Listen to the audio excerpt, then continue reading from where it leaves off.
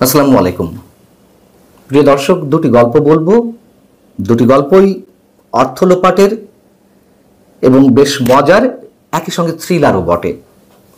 একটি হচ্ছে সরকারের মোবাইল ব্যাংকিং সেবা প্রদানকারী প্রতিষ্ঠান নগদ থেকে গত কয়েক মাসে 150 কোটি টাকা লোপাট হয়ে যাওয়া প্রসঙ্গে, যার সাথে নাম উঠে আসছে অনেকের। তার মধ্যে একজন হচ্ছে বর্তমান জাতীয় নাগরিক কমিটির আহ্বায়ক, সাবেক ডাক, টেলিযোগাযোগ ও তথ্য প্রযুক্তি বিষয়ক উপদেষ্টা নাহিদ ইসলামের নাম। এর সঙ্গে সরকারের আরও গুরুত্বপূর্ণ অনেকের নাম উঠে আসছে। দ্বিতীয় গল্পটি হচ্ছে সন্দেহজনক লেনদেনের তালিকায় খোদ প্রধান উপদেষ্টা ডক্টর মোহাম্মদ ইউনূসের নাম অন্তর্ভুক্ত হওয়া এবং সে প্রসঙ্গে গোয়েন্দাদের বা গোয়েন্দা প্রধানের বিষয়টি এড়িয়ে যাওয়ার একটা চেষ্টা। আমরা প্রথমে নাহিদ ইসলাম কিংবা নগদ থেকে যে 150 কোটি টাকা লোপাট হয়েছে সেই গল্পটা একটু বলি। এই 150 কোটি টাকা লোপাট হয়েছে নগদের নানান ধরনের ভুয়া বিল করে, ভুয়া ভাউচার করে, পুরনো প্রকল্পের নামে বিল দাঁড় করানোর মাধ্যমে ইত্যাদি ইত্যাদি নানা উপায়ে। এর সাথে প্রথমেই যার নামটি উঠে আসছে তিনি হচ্ছেন আতিক মোর্শেদ।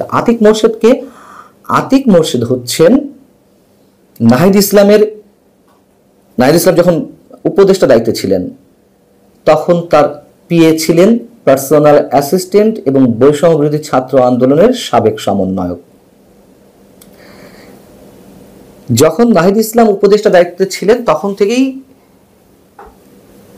নগদ থেকে অর্থ লোপাটের এই কাহিনীগুলো আমাদের সামনে আসতে থাকে। প্রশ্ন উঠেছে, কেন নাহিদ ইসলাম তখনই আতিক মোর্শেদের বিরুদ্ধে কোনো প্রকার কোনো ব্যবস্থা নেননি বা কোনো প্রশ্ন উত্থাপন করেননি, আইনগত প্রক্রিয়া গ্রহণ করেননি? খোদ রাজনীতিবিদদের কারোর মুখ থেকে এখন ওপেন উচ্চারিত হচ্ছে এই প্রশ্নগুলো।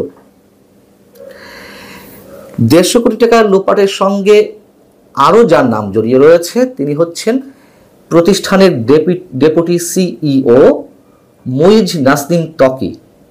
খেয়াল করবেন কিভাবে এক এক করে নাম বেরিয়ে আসছে। মুইজ নাসনিম ত্বকীকে এই অর্থ লোপাটের সঙ্গে জড়িত অভিযোগে গত 18ই মে রাতে রাজধানীর বেইলি রোডের তার বাসা থেকে আটক করে ঢাকা মহানগর গোয়েন্দা পুলিশ। ডিবির সদস্যরা তাকে আটক করেন।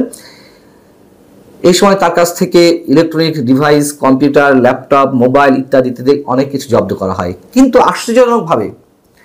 আশ্চর্যজনকভাবে পরদিন 19শে মে বিকালে তাকে ছেড়ে দেওয়া হয়, কোনো প্রকারের থানায় না নিয়ে অথবা আদালতে দাঁড় না করিয়ে।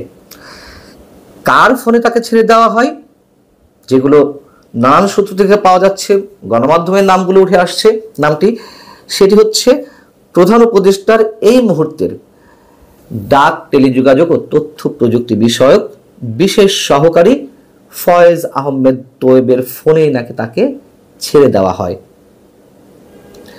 সরাসরি তিনিই নাকি হস্তক্ষেপ করেছিলেন তাকে ছেড়ে দেওয়ার জন্য।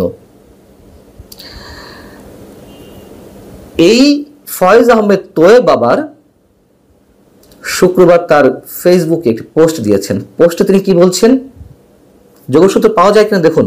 যখন তার নামটি উচ্চারিত হচ্ছে, সন্দেহের চোখে তাকে দেখা হচ্ছে, তখন তিনি বলছেন, মুইজ নাসনিম ত্বকীকে জিজ্ঞাসাবাদের জন্য আটকের পরে অনুরোধ করা হয়েছে যেন মুইজকে ছেড়ে দেওয়ার আগে মুচলেখা নেওয়া হয়। তার বিরুদ্ধে কোনো মামলা নেই, সে নগদের সাবেক লোকদের কোনো হেল্প করবে না, এই মর্মে মুচলেখা দেয়। সিআইডি তাকে পর্যবেক্ষণে রেখেছে, নতুন কোনো অনিয়ম প্রমাণ হলে তাকে গ্রেপ্তার করার অনুরোধ করা হয়। ঠাকুর ঘরে কেড়ে আমি কলা খাই না। ফয়েজ আহমেদ তোয়েব কিন্তু স্বীকার করে নিয়েছেন যে তাকে ছেড়ে দিতে অনুরোধ করা হয়। কে ছেড়ে দিতে বলেছে সেটি উজ্জ্বল রয়েছে এবং কি সুন্দরভাবে এখানে বলা হলো যে তিনি নগদের কোনো কর্মকর্তাকে হেল্প করবেন না, এই মুচলেখা দেওয়া হয়। এটা কোনো মুচলেখা? বোঝা যাচ্ছে কোত্থেকে কি হচ্ছে। যে আতিক মোর্শেদের কথা বলছিলাম, নাহিদ ইসলামের সাবেক পিএ, বৈষম্য বিরোধী ছাত্র আন্দোলনের সাবেক সমন্বয়ক, সে নগদের কোনো কর্মকর্তা কর্মচারীও নন, কিন্তু তিনি নগদের 6 তলা নগদের যে ভবন, সেই ভবনের 6 তলাতে নিয়মিত অফিস করতেন। তিনি এখন প্রধান উপদেষ্টা বিশেষ সহকারী ফয়েজ আহমেদ তৈবের সঙ্গে খুবই ঘনিষ্ঠভাবে কাজ করছেন। নগদের পরিচালনা বোর্ডের সদস্য যখন পালিয়ে যায় তখন থেকেই আতিক মোর্শেদ নগদের নিয়ন্ত্রণ নেয়, নগদে নিয়মিত অফিস করছে, কখনো কখনো বা সিইও প্রধান নির্বাহী কর্মকর্তার চেয়ারেও তিনি বসেছেন।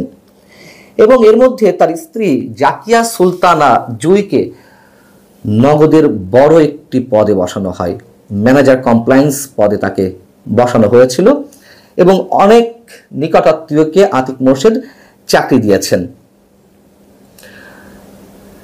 নগদের যে সাম্প্রতিক বাকবদল, আগের যে সিইও ছিলেন তানভীর এ মশিক গত আওয়ামী লীগ সরকারের সময় নগদ থেকে শত শত কোটি টাকা, হাজার হাজার কোটি টাকা লুটপাট হয়েছে। তার সঙ্গে সাবেক প্রধানমন্ত্রী শেখ হাসিনার DPS deputy press secretary Ashraful Alam খোকনের নামও জড়িয়েছিল এবং তখন তানভীর এ মশিক ছিলেন সবশেষ অবস্থায় 5 আগস্ট আগে পর্যন্ত সিইওর দায়িত্বে। 5 আগস্টের পট পরিবর্তনের পর তানভীর এ মিশুক পালিয়ে যাওয়ার পরেও সে বিদেশ থেকে সবকিছু নিয়ন্ত্রণ করছে। সাফায়েত আলম নামে একজনকে সিইও পদে বসায়। সাফায়েত আলমও বিদেশ বসে সবকিছু কলকাঠি নাড়ছে এবং তানভীর এ মিশুক এবং সাফায়েত আলম একই জায়গায় রয়েছে বিদেশে, যেখানে তারা অবস্থান করছে একই সাথে, এটি জানা গেছে। এবং এই সাফায়েত আলম নিয়োগপ্রাপ্ত হওয়ার পর থেকে নগদের নানান ধরনের তুলকালাম কাণ্ড ঘটে যাচ্ছে। 19 জন কর্মকর্তাকে এর মধ্যে বরখাস্ত করা হয়েছে, নতুন অনেককে নিয়োগ দেওয়া হয়েছে এবং আগেই বলেছি পুরনো ডাটাবেজ তারা ধ্বংস করছে, নষ্ট করছে, নতুন নতুন ভাউচার তারা তৈরি করছে। 2 বছর 2.5 বছর আগের ইভেন্ট হয়েছে সেগুলোর নামে ভুয়া বিল করছে। এইভাবে 150 কোটি টাকা লোপাট করা হয়েছে। গল্পটা বেশ মজা নিঃসন্দেহে, তাই না? সবাই মিলে ভাগে যোগে খাওয়া। এখন বিষয় হচ্ছে 5 আগস্টের পর থেকে সন্দেহজনক লেনদেনের পরিমাণ অনেক বেড়ে গেছে। এটি বাংলাদেশ ব্যাংকের ফিনান্সিয়াল ইন্টেলিজেন্স ইউনিট BFIU একটা গোয়েন্দা সংস্থা, বিভিন্ন ধরনের গোয়েন্দা সংস্থা রয়েছে আমরা জানি। তারা ব্যাংকিং খাত বা আর্থিক যে ব্যাংকিং খাত সংশ্লিষ্ট বা বিভিন্ন আর্থিক খাত সংশ্লিষ্ট বিভিন্ন দপ্তর থেকে বা বিভিন্ন মাধ্যমে যে টাকা পয়সা সন্দেহজনক লেনদেন হয়, পাচার হয়, সেইগুলো তারা নিয়ন্ত্রণের দায়িত্বে রয়েছে অথবা তারা এগুলো নজরদারি করে। সেই BFIU এর প্রতিবেদনে যেটি উঠে এসেছে সেটি হচ্ছে 2023-24 অর্থ বছরের চেয়ে 2024-25 অর্থাৎ চলতি অর্থ বছরে সন্দেহজনক লেনদেন হয়েছে 27,130, অর্থাৎ গত বছরের চেয়ে 79% বেশি। 2023-24 অর্থ বছরে সন্দেহজনক লেনদেন হয়েছিল 17,345টি, আর চলতি অর্থ বছরে সন্দেহজনক লেনদেন হয়েছে 27,130টি। তো এই পরিমাণ যখন বাড়ছে, এটি নিয়ে যখন সংবাদ সম্মেলন করা হলো গত মঙ্গলবার, সেখানে BFIU এর প্রধান ছিলেন, গোয়েন্দা প্রধান, একই সঙ্গে ছিলেন বাংলাদেশ ব্যাংকের governor doctor Ahsan H Mansur. সেখানে সাংবাদিকদের প্রশ্ন ছিল 2023-24 অর্থ বছর, অর্থাৎ যখন আওয়ামী সরকার, তখন যে প্রতিবেদনটা ছিল সেই প্রতিবেদন অনুযায়ী সন্দেহজনক লেনদেন যারা করেছেন সেখানে ডক্টর মোহাম্মদ ইউনূসের নাম ছিল। সেই বিষয়টি সাংবাদিকরা জানতে চাওয়া হলে তখন গোয়েন্দা প্রধান বলছেন যে আমাদের প্রতিবেদনে অনেকের নাম উঠতে পারে, আর ডক্টর মোহাম্মদ ইউনূস সাহেব তো তখন প্রধান উপদেষ্টা ছিলেন না, তার নামও আসতে পারে। এবং সাথে বলছেন তার মানে এই না যে সরকার প্রধান হলে তার নাম রাখা যাবে না, সেটি হতেই পারে, আমরা এমন কিছু ঘটলে কারোর নাম বাদ দিই না। তো প্রশ্ন করা হলো তাহলে সেই প্রতিবেদন অনুযায়ী ডক্টর মোহাম্মদ ইউনূস কোন অবস্থানে রয়েছেন বা তার সম্পর্কে কি প্রতিবেদন ছিল বা কত টাকা সন্দেহজনকভাবে লেনদেন হয়েছে, তার উত্তরে গোয়েন্দা প্রধান বললেন যে প্রধান উপদেষ্টা কথাটা আমি মনে করি এখানে আপাতত না বললেই চলে। কি মানে দাঁড়ালো? তিনি বলছেন সবার নামে অন্তর্ভুক্ত হতে পারে, আবার বলছেন যে প্রধান উপদেষ্টার বিষয়টি এখানে উল্লেখ না করাই ভালো। তার মানে তিনি কিন্তু অস্বীকারও করেননি কিছু, অর্থাৎ প্রধান উপদেষ্টার নাম ওই তালিকায় রয়েছে, সন্দেহজনক লেনদেনের তালিকায়। তাহলে কেন আমরা জানতে পারবো না?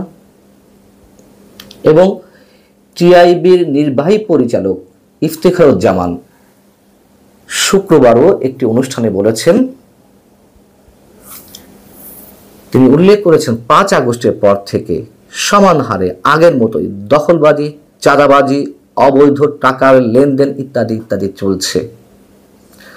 নিশ্চয়ই আপনাদের মাথায় দুটি গল্পই ঢুকেছে, জানি না কতটা ঢুকাতে পারলাম। তো আর কিছু বলার নেই। ভালো থাকুন সবাই। আল্লাহ হাফিজ।